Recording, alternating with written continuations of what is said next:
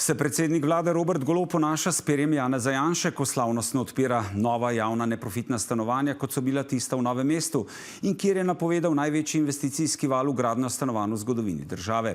186 javnih neprofitnih stanovanj pri Novem mestu je namreč včeraj slavnostno otvoril in se s tem pohvalil predsednik vlade Robert Golob, pa so ga iz SDS-a hitro opozorili, da je bilo financiranje za projekt pridobljeno v času Janševe vlade, a da še nobena vlada do sedaj ni zagotovila gradnjo toliko neprofitnih stanovanj, kot jih je oziroma še bo zagotovila aktualna koalicija. To je 2000 na leto. Žogico vrača premier Golob. Pa so te napovedi realne, preden izvemo, kdo le obljublja in kdo svoje obljube zares realizira. Z nami sta poslanec SDS Zvonko Černač in minister za solidarno prihodnost Simon Maljevac, katerega resor pokriva gradnjo stanovanj. Poglejmo pompozno napoved predsednika vlade ob včerajšnjem odprtju nove soseske. V zadnjih 2 desetletjih se je v povprečju zgradilo po 200 stanovanj letno, javnih. 200. Danes se odpira soseska, ki praktično izpolnjuje dolgoletno povprečje na enem samem kraju. In zato sem toliko bolj zadovoljen, toliko bolj vesel, da lahko napovem res velikanske spremembe na tem področju. Da lahko napovem največji investicijski val v stanovanjsko gradnjo v zgodovini države. To, kar se pripravlja v bodočih tednih, mesecih in letih, se v Sloveniji še ni zgodilo. Gospod Černač, zakaj v SDS pravite, da je šlo pri otvoritvi 186 neprofitnih stanovanj pri Novem mestu včeraj za poceni PR akcijo predsednika vlade Roberta Goloba? Zaradi tega, ker dokumenti demantirajo to, kar je govoril predsednik vlade.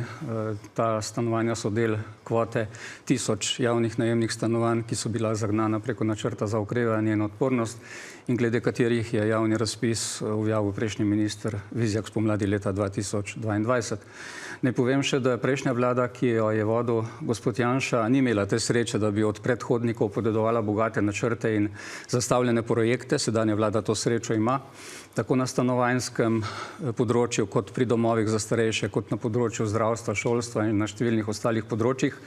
In glede na to, kar piše v uradnih dokumentih, ki demantirajo te napovedi o 2000 stanovanjih predsednika vlade, se bojim, da prihodna vlada tudi ne bo imela te sreče, da bi lahko nadaljevala neke projekte, ki bi bili zasnovani v času te vlade. O čem govorim? Govorim o tem, da je prejšnja vlada spomladi oziroma začetku leta 2021 potrdila dolgoročni načrt Stanovanjskega sklada Republike Slovenije, v okviru katerega je bilo potrjenih 3980 stanovanj plus 1000 iz mehanizma načrta za okrevanje in odpornost 1. julija 2021, skupaj se pravi 5000 stanovanj.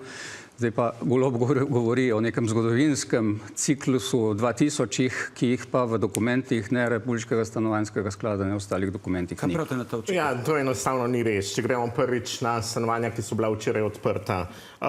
600 000 evrov od 30 milijonske investicije je bilo zagotovljenih iz načrta za okrevanje in odpornost. 8 milijonov iz dokapitalizacije, ki jih je izvedla ta vlada. Tako da tudi sam sem na začetku svojega mandata in to leta 2023 polagal temeljni kamen za začetek gradnje tega naselja. Tako da to, kar gospod Černač govori, zagotovo ne drži. Prav tako, če pogledamo sam sredstva, res je, da določeni dokumenti so bili sprejeti, kar se tiče plana SSRS-ja v preteklosti, ampak vi ste v zadnjem mandatu Janševe vlade za gradnjo stanovanj namenili 1,5 milijona evra iz proračuna. 1,5 milijona evrov. Ta vlada je namenila 251 milijonov za gradnjo. Vse dokumente, ki jih je prihodnje Stanovanjski sklad Republike Slovenije sprejemal, je bilo jasno napisano, da ni zagotovljenih finančnih sredstev.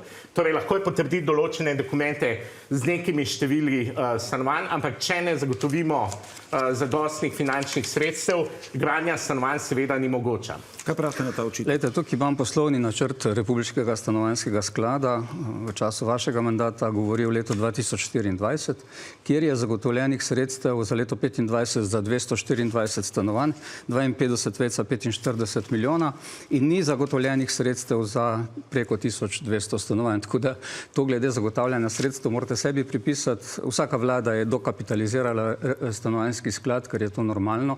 Vkolikor želimo zagotavljati kontinuirano gradnjo javnih najemnih stanovanj za 20 milijoni v času vaše vlade s 25 milijoni, Ne vem, koliko od teh 100 milijonov je bilo letos uporabljenih, mislim, da jih ni bilo niti 25 milijonov uporabljenih, kakorkoli že. Pri gradnji javnih najemnih stanovanj niso toliko pomembna sredstva, kot je pomembno, da se projekti pravočasno pripravijo. Vemo, da gre za večletno načrtovanje, da je potrebno pridobiti zemljišča, potrebno je objekte sprojektirati, pridobiti vsa upravna dovoljenja in tako naprej. In o tem jaz govorim. In ta zagon je bil storjen v začetku leta 2021, ko je prejšnja vlada potrdila to shemo za gradnjo 3980 stanovanj in dodatno teh 1000 iz načrta za okrevanje in krepitev odpornosti. In jaz sem na začetku tega mandata povedal, da bo imel minister, sicer je bil predviden za ta resor najprej minister Mesec, veliko dela, predvsem z rezanjem trakov pred temi javnimi najemnimi stanovanji in pred domovi za starejše, in tu se tudi dogaja. Tako da minister si bo lahko izplačeval, oziroma njegovi sodelavci, slišimo, da se polovica zaposlenih izplačuje dodatke za povečan obseg dela, ker bo imel zelo veliko dela s tem rezanjem še do konca tega mandata. Bi bilo pa prav, da pove, kaj bo pripravil za naprej. Še enkrat, da povem, prejšnja vlada, Janševa vlada, je stanovanjski sklad dokapitalizirala v znesku 1,5 milijona evrov. Toliko sredstev se namenili iz pomembno je, koliko je bilo zgrajeno. Proračuna. Pomembno je, koliko je bilo zgrajeno. Mi smo namenili 251 milijonov, kar je daleč največ do zdaj. V prihodnjih 10 letih bomo namenili milijardo evrov. Kaj je včeraj predsednik vlade napovedal? Je napovedal največji val gradnje stanovanj. V prihodnjem letu se bo začelo graditi več kot 2000 stanovanj. To je daleč največ kot bilo kdaj v zgodovini Slovenije. Od leta 2002 do danes je povprečje 200 stanovanj letno. Mi pa govorimo o več kot 2000 stanovanjih letno, od Kranja do Ljubljane, do Maribora, do Jesenic, do Nove Gorice, do Lendave, dejansko gradnja po celi Sloveniji. In to so projekti, ki so se postavljali v tem mandatu in se postavljajo še naprej.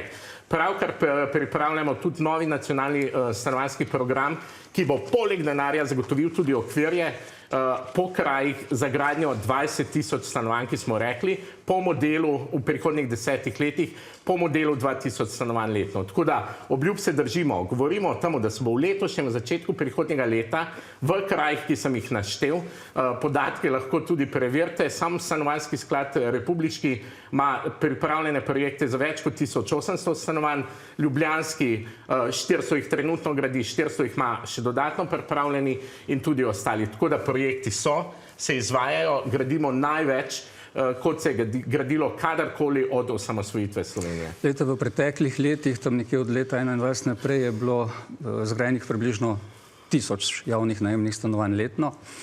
Ta številka bi bilo prav, da bi se tudi nadaljevala, je tudi razumna, je tudi uresničljiva. Teh 2000 so gradovi v oblakih, dokumenti uradni vas demantirajo. Minister, bi bilo prav, če bi našteli konkretno, v katerih dokumentih je to opredeljeno. Jaz imam pred sabo uradne dokumente in tega, kar vi govorite, v teh dokumentih ne vidim. Vidim okrog 300 stanovanj letno preko srednje inštitucije in še verjetno nekaj podobnega preko mestnega sklada, mestne občine Ljubljana, ampak to je pa tudi vse. Tako da nobene zgodovinske zgodbe tukaj ni. Prav bi pa bilo, da vsaj nadaljujete tisto, kar je bilo začeto v prejšnjem mandatu, da bo naslednja vlada vselih imela neko srečo, da bo tudi kdo iz prihodnje vlade kakšen trak prerezal, ker če vi tega ne boste zastavili, tega ne bo mogoče narediti. Ta vlada je tudi zelo slaba pri črpanju evropske kohezijske ovojnice. Zadnji, ko smo odhajali, ko smo delali primopredajo 1. junija 2022, smo bili na 4. mestu, jaz sem bil odgovoren za ta resor, zdaj smo na zadnjem. 4% ste uspeli počrpati. Pred kratkim ste en del teh sredstev prerasporejali na gradnjo stanovanj, prepozno, ta kohezijska ovojnica se zaključuje in za konkretne projekte bo zelo težko zagotoviti ta sredstva. Niso pa samo javna najemna stanovanja stanovanjska politika, vse ostalo je zanemarjeno. Ne deluje stanovanjska jamstvena shema za mlade, davek ste povišali na najem iz 15 na 25%, zaradi tega so se v vašem mandatu najemnine podvojile, ne zagotavljate dostopnosti do zemljišč in ustreznih administrativnih poenostavitev pri gradbenih dovoljenjih, da bi lahko mladi mladim omogočili, da si sami zagotovijo stanovanja. Jaz res ne vem, kje gospod Černač pobira določene številke. Lahko povem samo za 2 leti. Leta 2020, v času vašega mandata, se je začelo graditi 282 stanovanj, leta 2021 pa 40. To so, kar se tiče začetka gradnje stanovanj v preteklem mandatu. 607-2021 je uradni dokument Republiškega stanovanjskega rada. 607-21, ne, zgrajenih stanovanj. To so zgrajena stanovanja. Za leto 4... Govorimo o začetku gradnje, za leto 2024 194. Kar se tiče evropskih sredstev, ja, namenili ste v celem milijardnem paketu in več milijard, ki se jih je dobilo iz načrta za okrevanje in odpornost, ki so ga dobile vse evropske države po COVID krizi, ste za stanovanje namenili samo 60 milijonov evrov. Mi smo tisti, ki smo jih uspešno počrpali.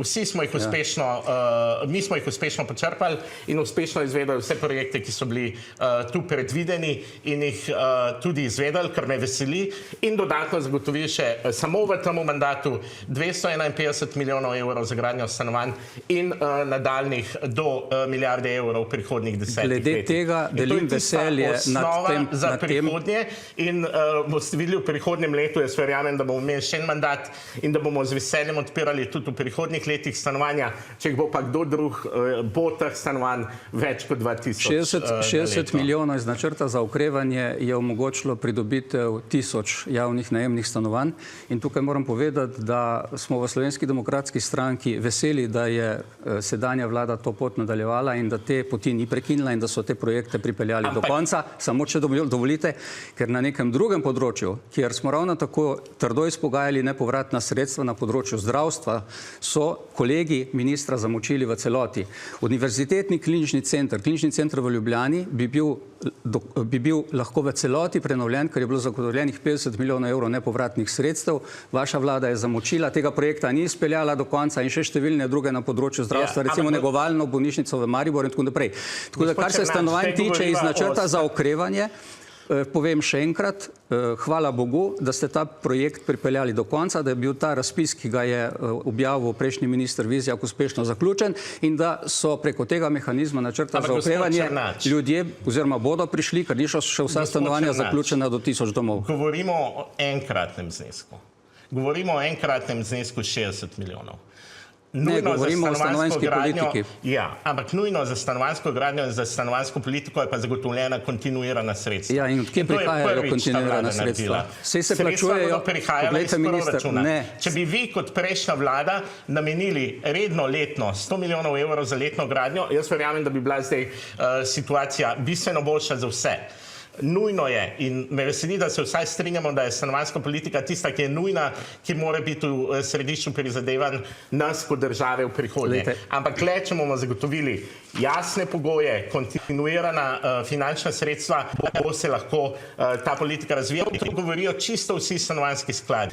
Sam sem hodil zelo veliko po Sloveniji in tudi po občinah in lahko povem, da je marsikateri župan imel določene projekte v predalih, zakaj, ker ni bilo sredstev. Zdaj so ta sredstva zagotovljena. Še enkrat samo v prihodnjem letu se bo začela gradnja več kot 2000 stanovanj in to je tisti pomemben projekt, novi val gradnje stanovanj in dejansko postavljamo stanovanjsko politiko v ospredje našega dela. No, gledajte, v SDS bi bili v Slovenski demokratski stranki bili zelo veseli, če bi to res držalo, da bi začelo graditi prihodnje leto 2000. Tega ne bo. Na začetku mandata ste govorili o 30 000, pred 2 letoma na Brdu pri Kralju je govoril vaš minister Mesec o 2000, predsednik vlade popravil na 3000, zdaj pred dnevi je sam sebe popravil na 2000. Lepo vas prosim, delate se norca iz javnosti in iz ljudi. Pomembno je, da se zagotovi kontinuirana gradnja, ki je trenutno ne zagotavljate, od kje se pa zagotavlja kontinuirana gradnja. Saj se plačujejo najemnine za ta stanovanja.